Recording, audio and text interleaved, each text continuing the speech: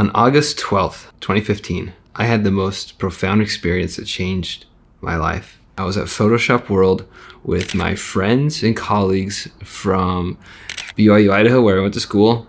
And we were there to learn from the greatest photographers in the world, the greatest storytellers. And if you haven't been to Photoshop World, I think it's changed drastically since that time. But the experience that I had there it absolutely changed my career. And it's because of one person. This person's name is Joe McNally. Now, Joe McNally, I don't even know where to begin. Like, his work has been everywhere. He shot for Nat Geo, he shot for Time, for Life magazine.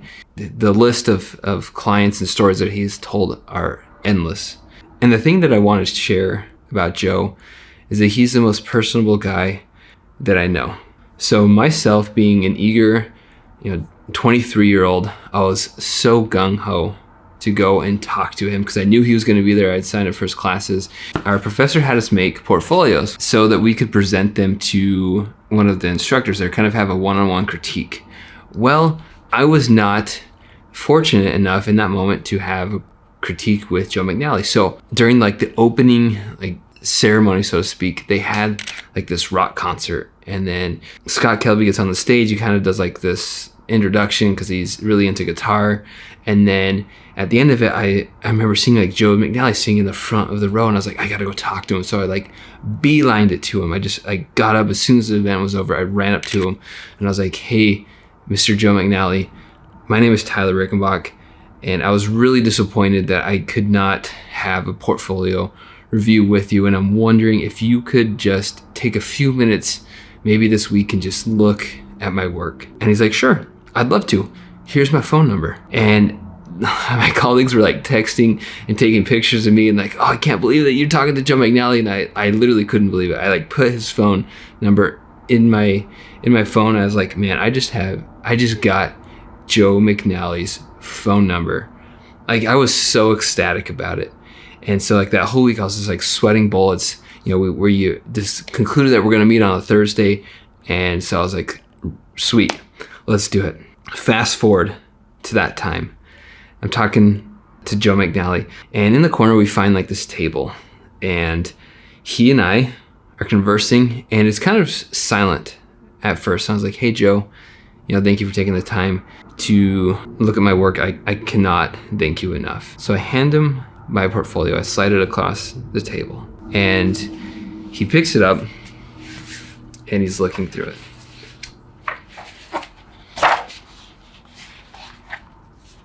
Like this, he's not even saying anything, and he's just flipping through it.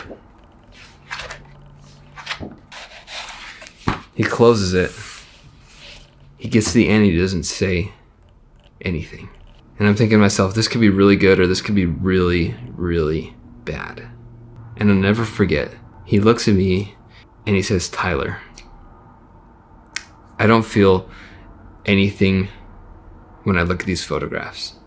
And I'm thinking to myself, well, what do you mean you don't feel anything?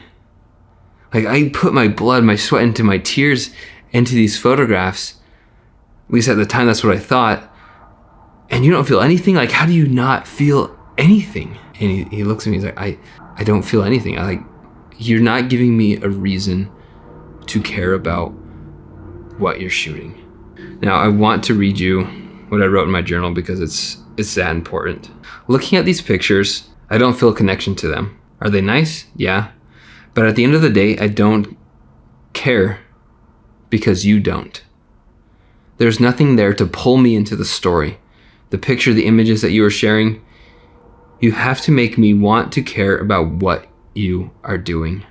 Get close to your subjects. You need to feel uncomfortable. Looking at these pictures, it looks like you are far away, taking it from a journalistic perspective, and get what any tourist would get. There's no interpretation or emotion. There are few sparks, but not enough to keep me engaged. Talk about a knife to the heart. I was absolutely devastated. It crushed my soul. And I'm thinking to myself, wow, you are absolutely right. And I look back at these images and I think you know what? Yeah, the light's nice. There's some beautiful moments. But what was my emotional connection to them? Why did I care about what I was photographing, or did I even care at all? This profound experience literally changed my career. Had Joe said, Tyler, these are fantastic. Don't change anything. Just keep doing what you're doing. You're going to go far. You're going to do amazing things. You have the whole world ahead of you. I would have walked out of there thinking, man, I'm the greatest photographer alive. But I walked out of there instead, a humbled and hungry student of learning. I set out to become the best at what I was doing, and the question is, am I there yet? Not even close. But what he wrote, because I had him sign the book that I brought called The Moment It Clicks. I had him sign it because, I wanted to remember this moment, but he said something, again, very profound, typical Joe McNally. He said, keep it going, look for light, keep faith.